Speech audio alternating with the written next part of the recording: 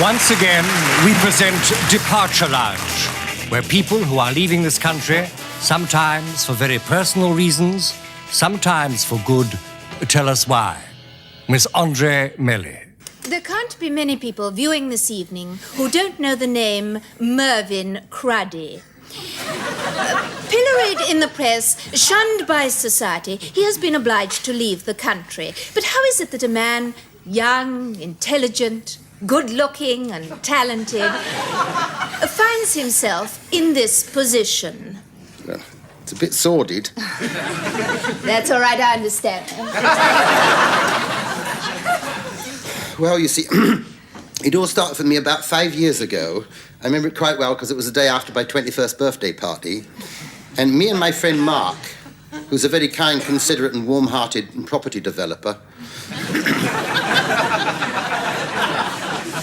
went for a stroll up in Soho. All we wanted was the breath of fresh air. I mean, it was all quite innocent. What time was this? 3 o'clock in the morning. We passed an establishment called the Sexy Erotica Playgirl Club. A blonde stood in the doorway with heavily massacred eyeballs. A low-cut blouse barely concealing her ample portions. Ample proportions. "Hello, sailor," she quipped. "Come inside. The place is full of fun-loving girls. Thinking only to have a cup of tea and perhaps a Manchester tart. And perhaps a quick 50 up on the dartboard. Me and my friend went inside, but inside it was like a den of inequality. It was like the Tower of Babel. It was like that film about Gomorrah and that other place. Sodom. Anyway, a lady walked towards me.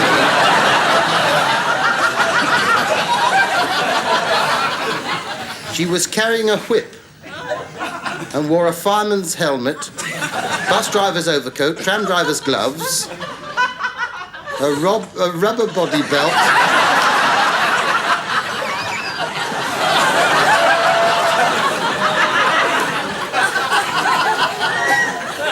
and clogs.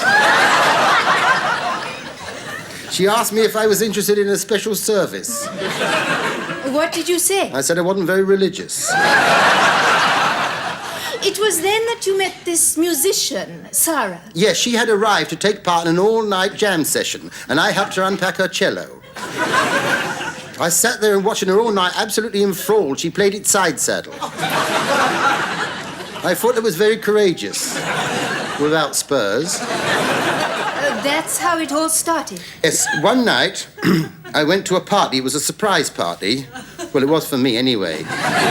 It was given by the second banjo player of the London Symphony Orchestra.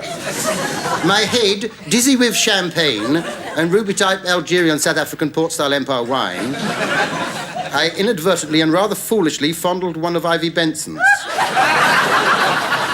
One of Ivy Benson's? Musicians. The trombone player. I'd never been close to a trombone player before. I mean, it's not like a trumpet player or a French horn. They have bigger embouchures. Perhaps that's got something to do with it. But I just knew that from that moment on I was going to be... A croupier? A groupie! A groupie? Well, isn't that someone who offers their favors to pop stars? Yes, I just couldn't help myself. They used to draw me just like a maggot. I mean... Go on. Well, you see, one night I went to see the Updike Ladies Colliery Band. They was playing for the Chalfont St Giles Old Age Pensioners all-nude limbo dance team. I remember it very well because they had to lower the loo doors. Because some of them was getting in free. So.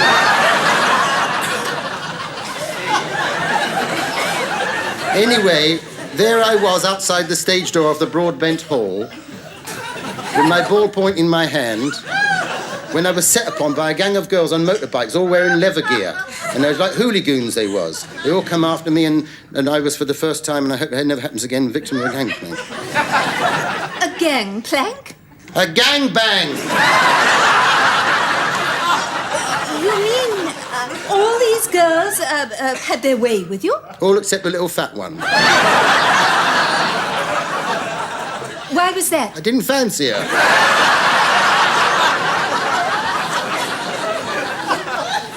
And after that, I come back to town. With your tail between your legs.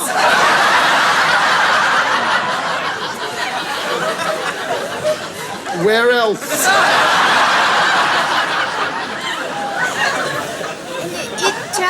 It was then that you became... Yes, I'm not ashamed to admit it. I became a call boy. I'm not afraid of it.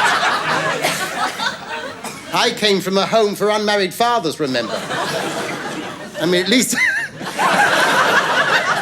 I was a high-class call boy.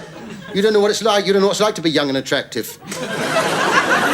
Every night outside the stage door, they was waiting for me, duchesses and heiresses. And lady TV producers with tempting offers, all looking at me and bearing me in mind.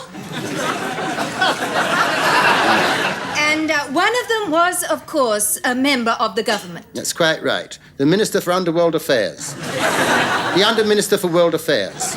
Lady Porker. Was there ever anything between you? Not very often.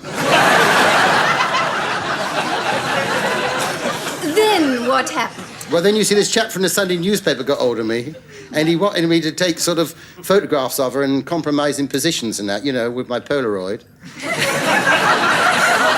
And to, like, take down everything what she said, like all the words she spoke in that, you know. But surely it was your word against hers. No, you see, because he had furnished me with a miniature tape recorder, what I had secreted about my person. And so everything she said, I got down, she couldn't argue against that, could she? And that escapade in the nudist camp. I showed him a thing or two there, didn't I? I mean, I exposed every... See, I had to pretend to be one of them.